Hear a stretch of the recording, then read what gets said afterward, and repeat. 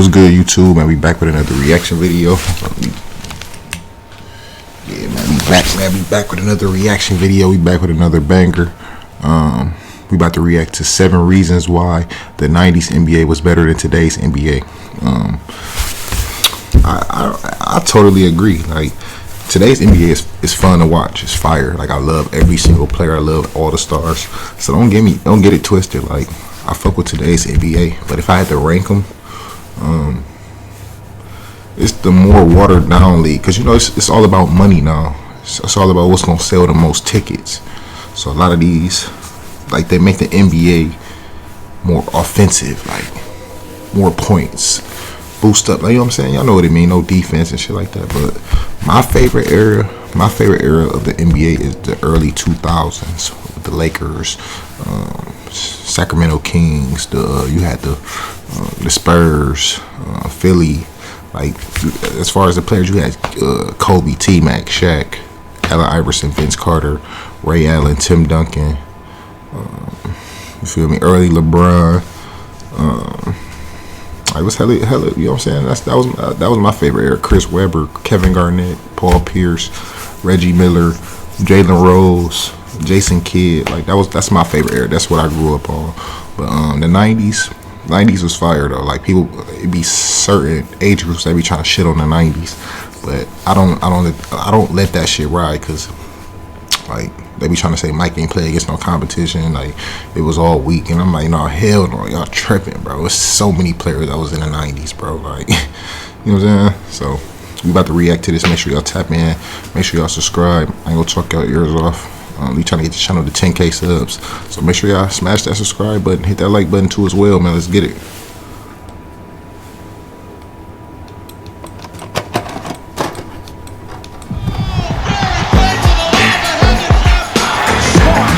Hey guys, this is Dominique Wilkinson.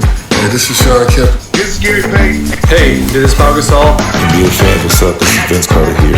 Hey, what's up? This is Matt Barnes. If you're an old school NBA fan like I am, make sure you check out the Basketball Time Machine with my man Sean David. Hey guys, welcome back to the Basketball Time Machine. I'm Sean David. Thanks for tuning in. Let's talk some old school NBA basketball. Not too long ago, I posted a video about 7 reasons why old school NBA fans hate today's game, and I was asked if I could do a video about why people think that the 1990s were the most fun to watch. So this is what I'm going to do in this video. But before we get into that, I have a quick request for you guys. I am giving away a that bitch fire. Signed Sean. Ad though. A little ad. Kemp jersey for all my Instagram followers. So please do me a favor, add me on Instagram, and in the next 2 weeks I will pick one person who will get a signed authentic jersey signed by Sean the Rain Man Kemp. Alright, enough said. Now let's get right into today's episode.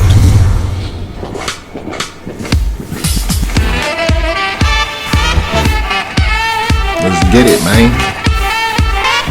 Yes, sir. Let's get it. So the first question again is going to be, how am I approaching this video? Well, I narrowed it down to 7 categories. So let's go to category number 1. Now the first category that I'm going to talk about is the characters that we had back then. Having personalities that actually said what they thought and believed in, personalities that actually fought once you got them started, personalities that would do crazy things on the basketball court. Players that helped to make the game more entertaining and exciting at the same time. Players that you don't see in today's NBA and who would not get the chance to be themselves in today's game. Right. Guys like Dennis Rodman, Charles Barkley, Charles Oakley, Jerry Stackhouse, Danny Ainge, Allen Iverson, Reggie Miller, Bill Laimbeer, etc. were a big reason why the game was exciting back in the days. And just to give you a small taste of 90s goodies, check this out right here. Well, you have a reputation as being someone who wasn't afraid ever to throw hands. So give me a numerical answer to this question. The number of times in his pro career that Jerry Stackhouse got into a fist fight with a teammate was? Nah, probably I said, man, it might have been 5 times. NBA champion stole headlines for donning a white wedding dress and marrying himself back in 1996 in an unofficial ceremony. What? You crazy. He kicked the cameraman right here. Tapped it out, and it belongs to Minnesota. Here's the cameraman. He was really upset. Oh, you gotta chill. And the second point that I have on my list is the load management. Now just imagine in the 1990s, you're buying a ticket for an NBA game. You saved up a lot of money to actually be able to afford a ticket. You're looking forward to finally see your hero on a basketball court for the first time live. And this guy's not playing.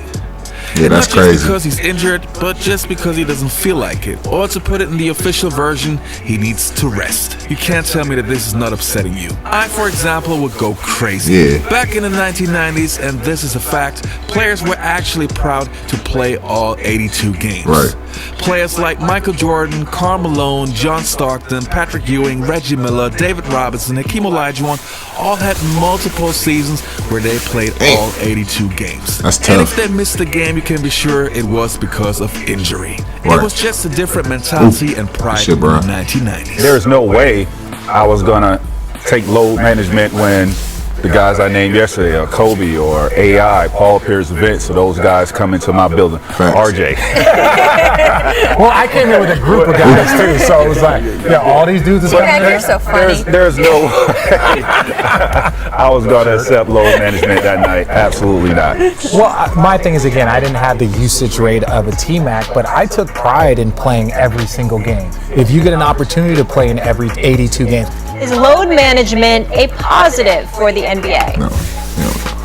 Hell no, it is not. I don't like it at all. Me and Steve Nail on the same type of time. So the third reason why I think the 1990s were more fun to watch was the jerseys. Jerseys was this fire. one right here is my personal opinion, because I'm sure that some of you guys might disagree, but I think the jerseys in the 1990s were awesome. Even back then, they had style, they had flair, and just were great to look at. Shit. Today's jerseys to me Pistons look a red is little bit crazy. lifeless and without soul.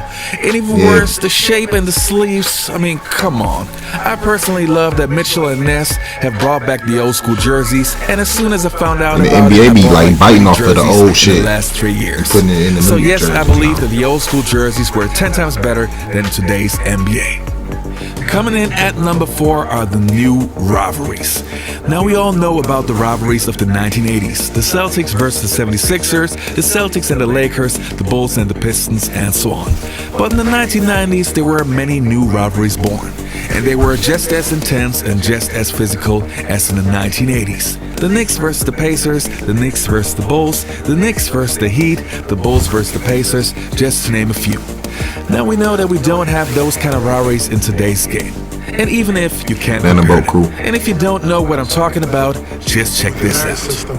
You play defense, you use fundamentals, but he also knows that you have to almost have the mentality of I'm gonna win by any means necessary. Pat Riley realized I'm going to win here with toughness. He told the Knicks, nobody goes down the lane. The middle is our home. You can't come in here. No layup rule. If you can't block it, put him down. That's a tough way to play, bro. You wasn't coming down the middle. If you came down once, you definitely knew you couldn't come down again. You couldn't go down the middle, period. With the Knicks, sometimes we fouled the same player twice on one play. Oakley would get him, and then about 3 seconds later, Mason, would give him a nice little elbow. Coming in at number 5 is the perfection of the Chicago Bulls. If you were not a fan of the Chicago Bulls in the 1990s, you maybe disagree, but if you are a neutral fan or a Chicago Bulls fan, it's hard to deny that the Chicago Bulls of the 1990s were something special. Right. The most beautiful basketball that I personally have ever seen, poetry, emotion, and almost art on the basketball court. For sure. And the good thing was that everybody wanted to beat the Bulls. So every team that the Bulls played gave 110% once they faced the Bulls. So you could be sure as a basketball fan that you would get to see two teams that really wanted to win. Right. And the next one is that's NBA a good on fact. television. Now this one I have to explain a little bit. In today's world, of course, we have many NBA shows and a way bigger selection, especially because of the internet. But I personally believe in many things in life, not having many choices can be a good thing. I think we were doing pretty well with 1 or 2 NBA shows. For example, Inside Stuff. Everybody was watching it. Right. That's facts. You got another ad, y'all.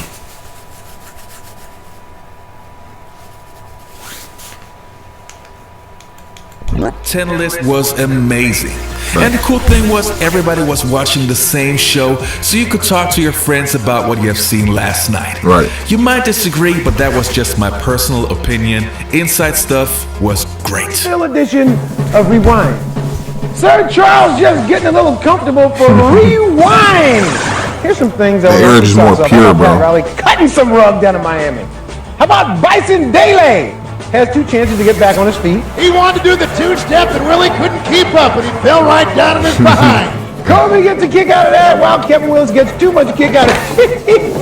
That's hilarious. How about my man Zadrunas Ilgauskas, who knocked out 1, 2, like a bowling ball. The strange things happen on the court, like the wind kicking up at the wrong time. My bad. Yeah, my bad too. That time it worked, but Eddie Jones has it all backwards. Eddie, this way, baby. They didn't know which way to go. Here go those Lakers again, always helping out the other team. No, lost the ball. Oh, AC Green with the fake out. AC Green, you will not see that if you watch 100 NBA games. And the last category is one that I mentioned in my last video, balance. Now we as old school fans of course notice that the game is totally different to what we were used to. Almost all the players play the same way.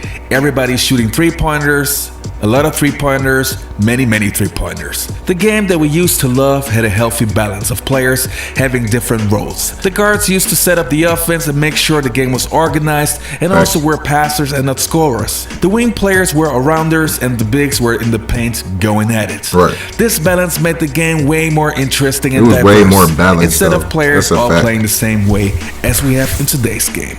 Alright you guys, that was it for today's episode. Don't forget to like the video, subscribe to the channel if you haven't done it before, and also don't forget to follow me on my Instagram account to win a signed Sean Kemp jersey. I agree with damn near 100% for real. Like, he made some good ass points, man. But I ain't gonna talk your ears off, man. If y'all enjoyed that reaction, drop a like, man. If you're new to the channel, hit that subscribe button. With that being said, man, y'all drop y'all comments on how y'all feel about this subject, cause I be liking to see y'all comments. I got so many comments though. I be trying to go through all my comments. I want to respond back to every single person that ever commented on my channel, and it's cause I can see the comments that I haven't responded to yet. So even if it's been like a week or 2, I'm gonna get to your comment. I'm definitely gonna get to your comment. So make sure you tap in, drop them comments, drop them likes. I appreciate y'all. Y'all stay safe, stay tuned, and we out.